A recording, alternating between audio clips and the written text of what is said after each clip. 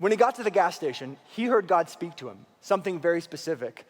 And God spoke to Mark. He said, hey, Mark, I want you to go over to that guy who's pumping his gas and tell him God is in your marriage. Well, how many of you would be freaked out if God said to do that? And Mark was a little freaked out. He's like, but Lord, I don't know this guy. What if this is totally off base? What if I'm just thinking up this thought and it's not actually you, God? And God says, Mark, please go now. And Mark says, oh, let me just pump my gas first. And then God speaks to him and says, Mark, please go now. So Mark says, okay, Lord, I'll go.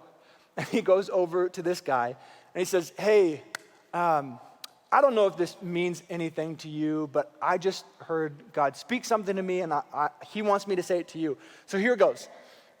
God wanted me to tell you that God is in your marriage. And this guy's eyes got really wide. And he said, do you know where I'm going right now? And Mark was like, well, I don't know you. So no, I don't know where you're going. And the guy said, I'm going to marriage counseling. I've been separated from my wife for 6 months, and I was going to tell her that I am done, that I have no more hope for this marriage. I was going to call it quits when I went there. But what you just said has given me a fresh hope. And so this guy went to his marriage counseling, and Mark was like, hey, that was pretty crazy that God used me to speak to this guy. But he didn't know the end of the story. So about 6 months passed, and Mark went to church.